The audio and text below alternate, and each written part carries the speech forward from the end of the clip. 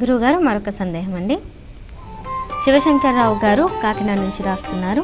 శరన్నవరాత్రుల్లో మూలా నక్షత్రం రోజున సరస్వతీదేవిని ఏ విధంగా ఉపాసించాలి తెలియజేయగలరంటూ కోరుతున్నారు. మూలా నక్షత్రం రోజు సాధారణమైన మనమంతా కూడా మన ఇండ్లలో అమ్మవారి చిత్రపటం, వీణాపాణి ఏర్పాటు చేసుకుందాం.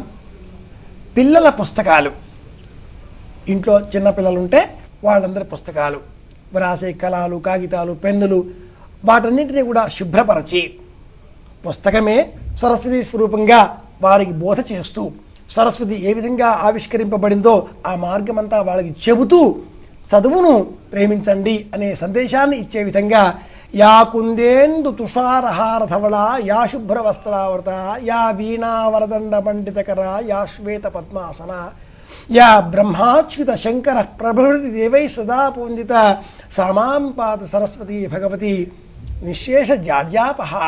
ఇలాంటి శ్లోకాలు వాళ్ళ చేత చెప్పిస్తూ శారదా శారదాంభోజ వదన వదనాంబుజే సర్వదా సర్వదాస్మాకం సన్నిధి సన్నిధి క్రియాత్ చెబుతూ వాళ్ళ చేత అర్చనలు చేయించాలి.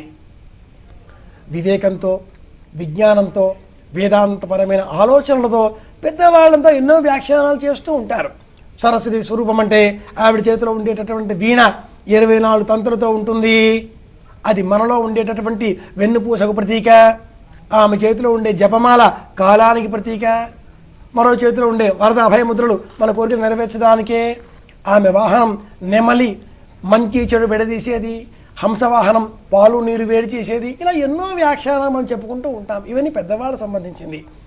ఇంటిల్లిపాది కలిసి ఈ వ్రతం ఎలా చేసుకుందాం అంటే, ఈరోజు మూలా నక్షత్రం, ఈరోజు సరస్వతి అమ్మవారిని పూజ చేయాలి. కనుక అమ్మాయి సందర్భం వచ్చింది కాబట్టి చెబుతున్నాను. విజయదశమి రోజు జమ్మి చెట్టును మనం పూజ చేయాలి. నిజానికి దసరా నాడు జమ్మి వృక్షాన్ని తాకరాదు. ఈరోజే జమ్మిని సేకరించి, అశ్మంతక వృక్షము 2 ఉంటాయి, అవి ఆరెకొమ్మ, వెండి బంగారం వెండి బంగారం అంటూ ఉంటారు. ఒకటి అశ్మంతకము, రెండవది ఆరే జమ్మి. ఈ 2 వృక్షాల యొక్క ఆ కొమ్మలను సేకరించి ఈరోజే కలశస్థాపనం చేసే రోజే ఏర్పాటు చేసి వాటిని అర్చించాలి.